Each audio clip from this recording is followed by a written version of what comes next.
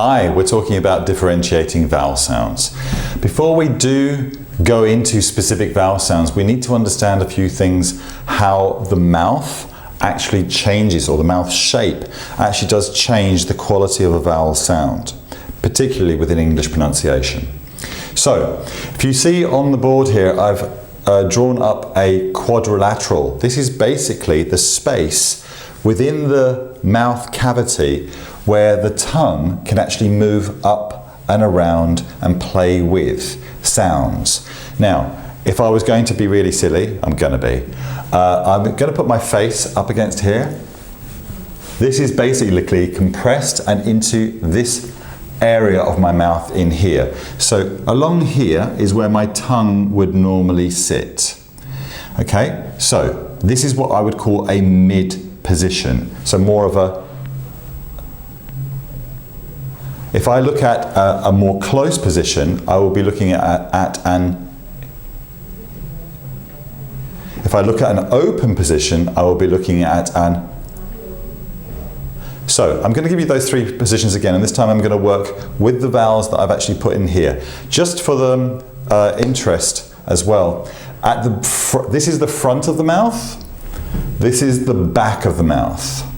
If we're making any vowel sounds from the that are based around the front of the mouth, it's usually going to involve some form of lip spread. If we're looking at any vowel that's worked from the back of the mouth, it's going to involve some form of rounding of the lips. So the more close the jaw is, the more spread at the front, the more rounded from the back. The more open, you will see, yes, there is more, there is still attempting to spread, but it's going to follow the shape of the jaw. However, if the sound comes from the back in an open jaw position, you're going to get some form of lip rounding in there as well. Okay, so I've also, just to make it a little bit clearer, we have vowels that work along the front of the mouth, which use the front of the tongue. We have vowels that work along the center of the tongue, and we have vowels that work along the back area of the tongue. These are all, I repeat, short vowels. This is the top of the mouth, this is the bottom of the mouth.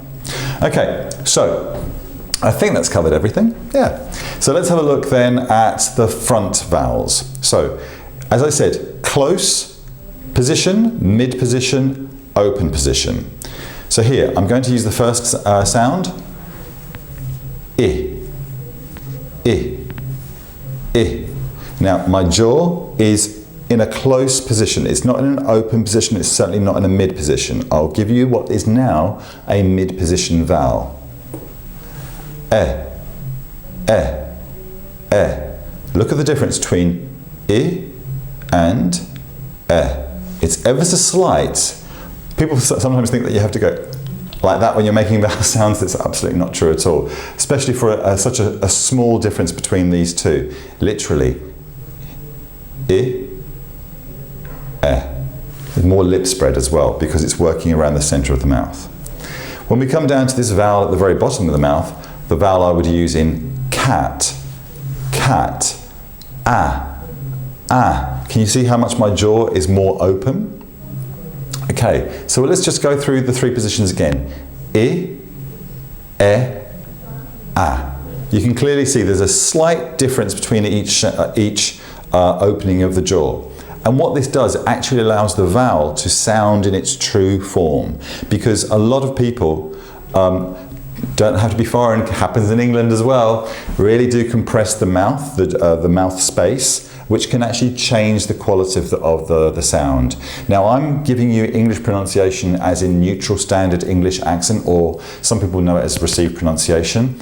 If you're looking at certain accents, say for example in Scotland or in Yorkshire, or international accents, Spanish, Russian, German, Italian, there's always going to be a slight difference in the shape of the mouth, which is why we have different sounds in different languages.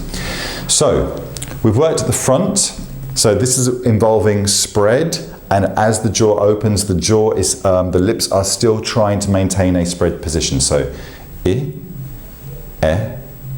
ah. If I work along the back, I'm working in an open position, and my lips are going to round slightly. Oh, If I move through, there's nothing around the mid position, unfortunately, not yet.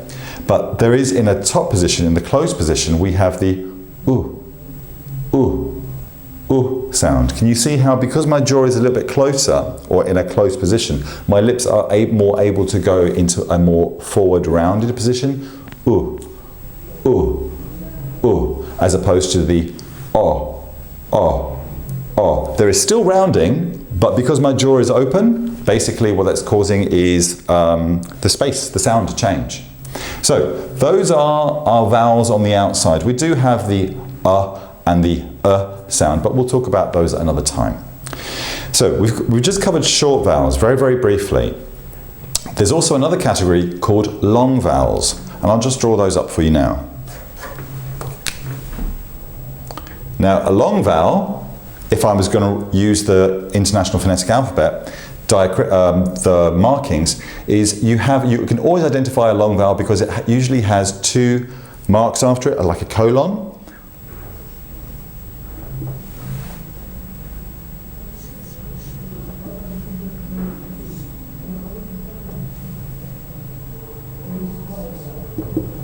Okay, so here, this is where we start to extend the vowel sound. And it usually, if you notice, it works a little bit more on the extreme side, or not extreme, but further extending the sound sides. So here we have, instead of saying I, we would actually say the word, or the sound, E. E. A lot of countries will not be able to differentiate between the I and the E sound. So where you might get ship or sheep. Some countries may not be clear because they tend to use the E vowel much more. That's okay. When we work on that, we'll actually be able to show the differences between that. We've also got the sound. We've got the long R sound, as in car.